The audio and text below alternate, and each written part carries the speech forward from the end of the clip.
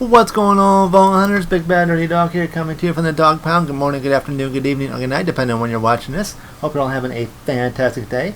We are back here on Borderlands 3 with another episode in my Legendary Weapon and Farming Review Guide series, where I show you where to farm some of the best legendaries in the game, minus that in the Arms Race DLC, because, well, that's too much of a pain in the booty cheek. So with further ado, let's jump right in. So this week we are taking a look at the Flood, which also happens to be in Maurice's Black Market vending machine. I will put a link up to that video in the right hand corner if you want to go check that out, if you'd rather try your luck at the vending machine. But for those of you like me that enjoy farming, this video is for you. So with further ado, let's jump right in. So again, we're looking at the JAKOBS legendary pistol, the Flood, which is found in the base game. So if you don't have any DLC, don't worry, you're not going to need it. Now it comes in kinetic only, which means non-elemental, so you can't get it in any different flavors. But the unique ability of the Flood is that it's a revolver that shoots full auto, which is pretty awesome for a pistol. And it does have a ricochet effect. The critical hits ricochet one bullet at the nearest enemy, which is also very cool. Now, you don't have to be any mayhem level to get this weapon, but again, as always, if you want to get the best version of this weapon, try to be at least level 72.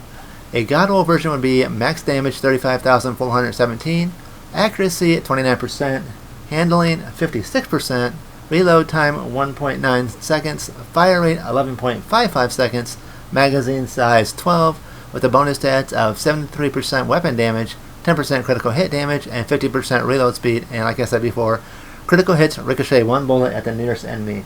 So if you take a look at the card, I actually do have a God roll one. I got this out of the machine, by the way, so I got very lucky with that. So you can try your chances there too. Now, in order to get this weapon, you are going to have to farm the enemy Lagromar. It is a 10% drop rate. Again, I got this out of the machine.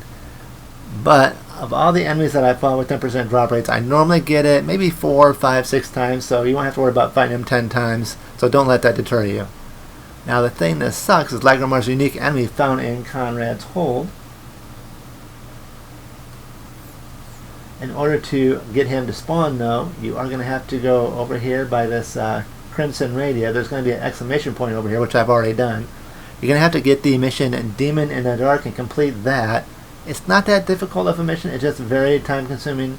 Doing that is going to unlock this whole area over here in Conrad's Hold, and you are going to have to fight a lot of enemies, a lot of Archids, and that'll take you through over to this area right here where you will fight them at.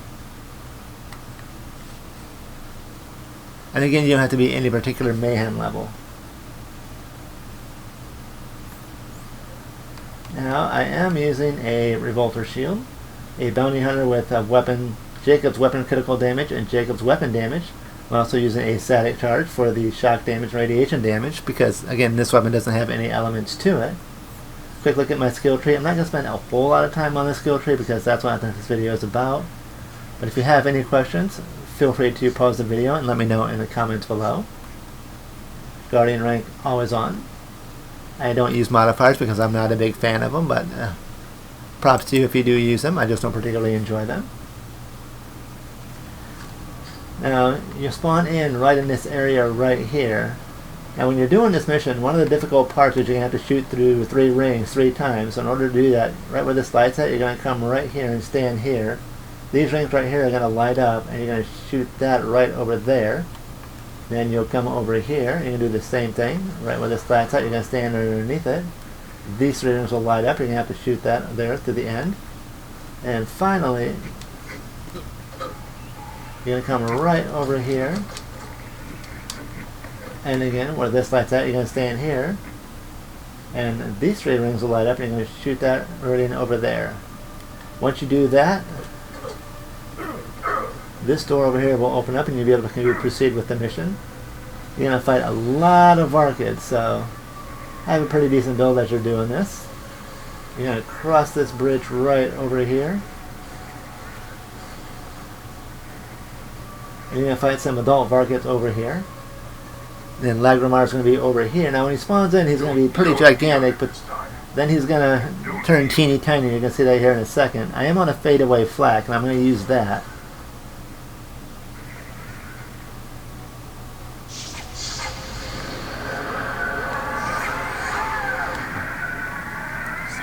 Going to fadeaway.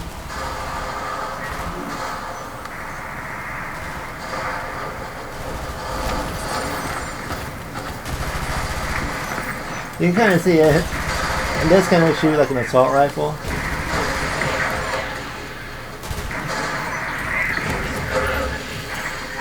And he does drop a bunch of legendaries.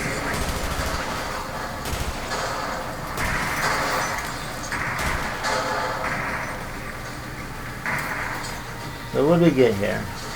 Oh, there's another enemy line.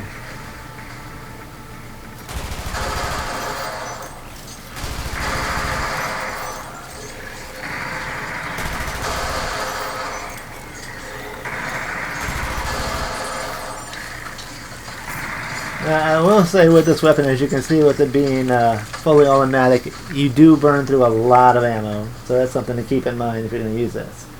So let's see, we got a long musket, yeah, that's alright. A